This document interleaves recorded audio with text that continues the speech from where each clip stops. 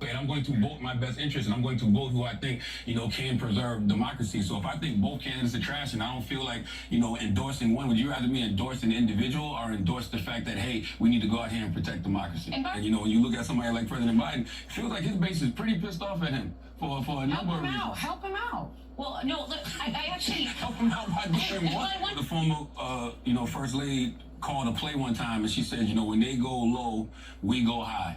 I think you got to rip that play up. Yeah. When they go low, you got to take it to the floor.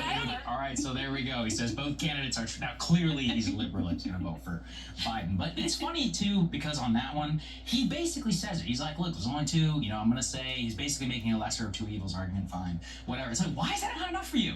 They still can't even take that. They're like, you must bow before the gods and you must pledge your fealty, put up your sword, and be like, I am for you, President Biden. It's one of those where if always those ladies are like, all right, whatever, it sounds like you're gonna vote for Biden, so we'll take it and be like, is that what you're saying? He'll try and dodge around it and move on, but it's just not enough for them. I don't get it. Well, it's also like the focus on haranguing people who they don't think are like towing the line hard enough over we need you to endorse maybe harangue the Biden administration over there. Here we have once again the slow decline of Breaking Points. Very disappointing because I am a big fan of the show. I really appreciate a show that can go hard against the right and Donald Trump and also go equally hard against Joe Biden, the Democrats, and the left, right? Very, very unique. I think many channels that will claim to do this, an overwhelming majority of the time, they're going after one side, not the other. When they go after the other side, it's the exception, not the rule. I think Breaking Points is one of the most consistent with calling out both sides. But this is another really horrible video.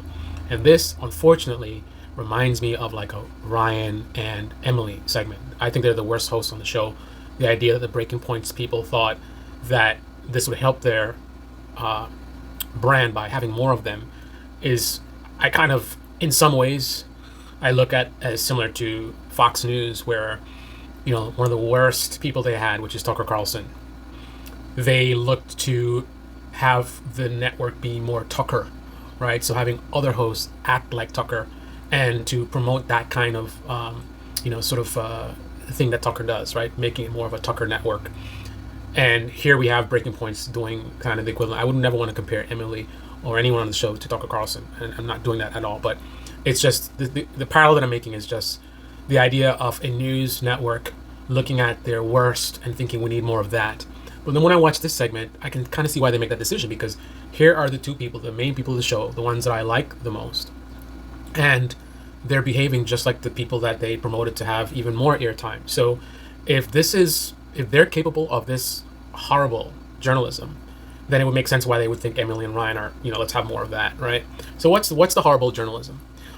First of all, the commentary from Cigar about, they're not satisfied. They want people to bow to Trump. To Biden. That is absolutely a bad faith argument. That's going in the opposite direction of steel manning an argument. There's not much logic that would bring you to the conclusion that this is about bowing.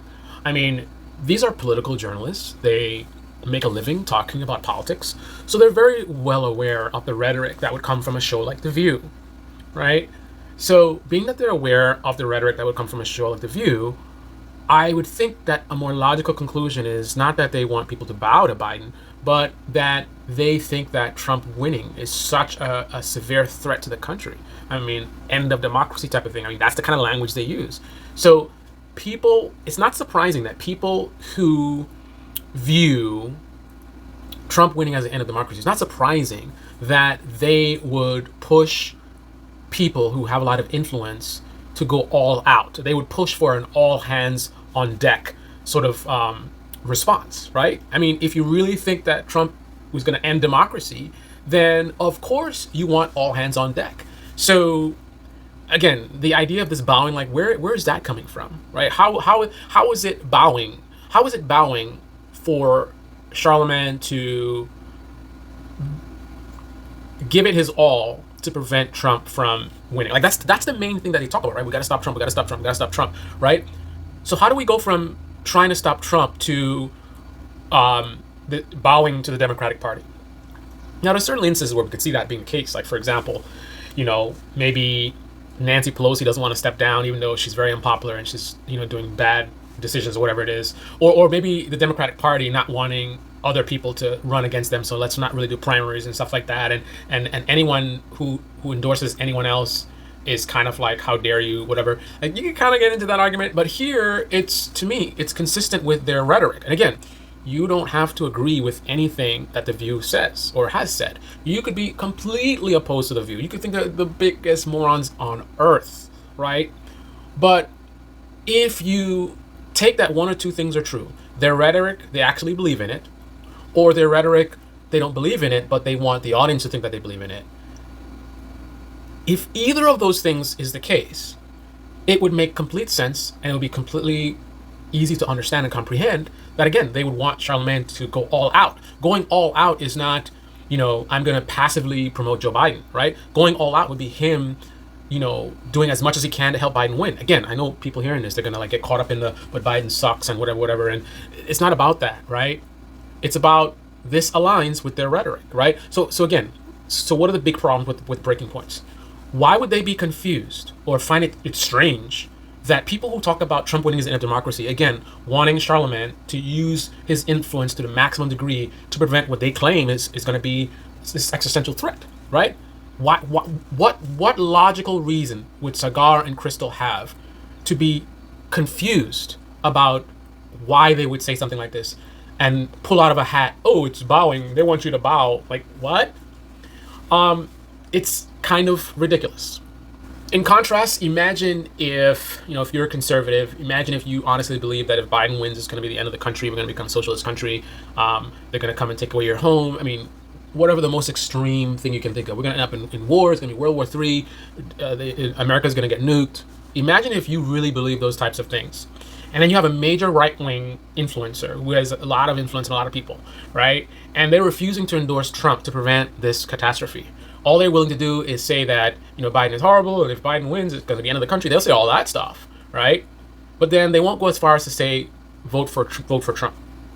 Imagine you being confused about why a major right-wing show or panel would be, sort of not satisfied with that.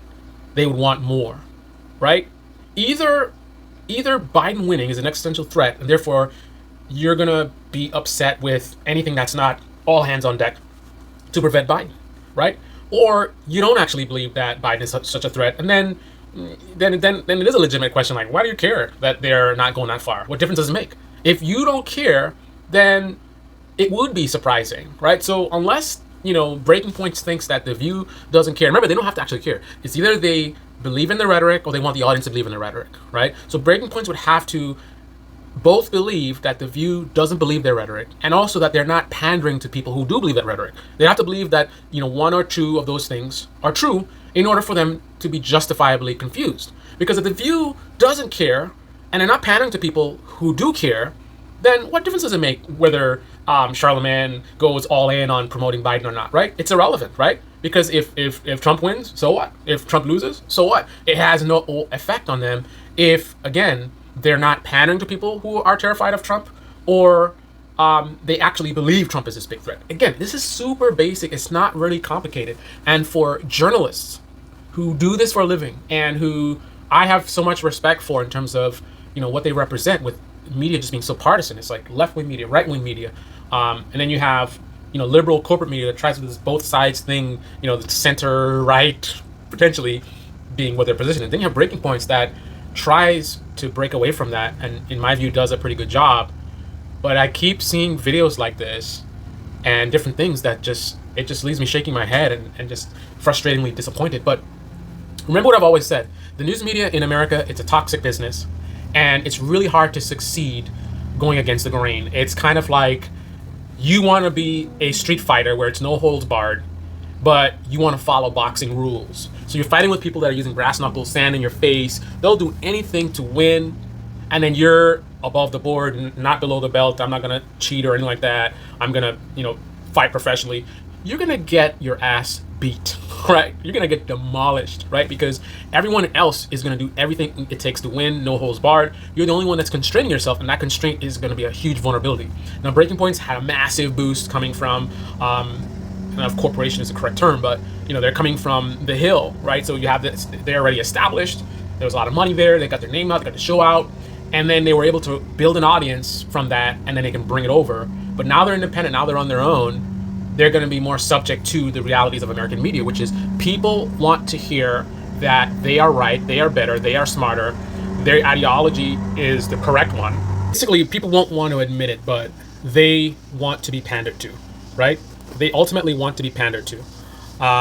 So this idea of just being neutral and objective and just stating the facts or whatever, it's not that popular of a product to that wide of an audience, right? So to be successful, to be the most successful in most cases, it would seem that Breaking Points would want to either lean slightly to the right to pander to right-wingers so that a right-wing audience gets a lot of feel-good watching them, or do the opposite and lean towards the left. But they have to kind of pick a team in terms of to be the most profitable. Now, again, they had a lot of boosts, so how far can that boost take them? Can they get away with not doing this? I don't know.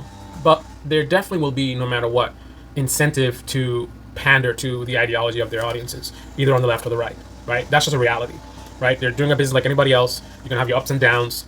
You're fighting for attention. And one of the ways to do it, again, is to pander to the ideology of an audience, right? So is that what we're seeing here? Because everything that's, that we're hearing in this video would be appropriate if you wanted to pander to a right-wing audience, right? Because right-wing audience and also sort of disaffected, Democrats, right? They're upset with the Democrats. Democrats are frauds, whatever. They like that. They like that content. Anything calling out the Democrats or the Democratic establishment, they love that kind of content. So you looking at The View and like, oh, The View, they're so ridiculous. They want to about like that stuff would play out really well with that crowd.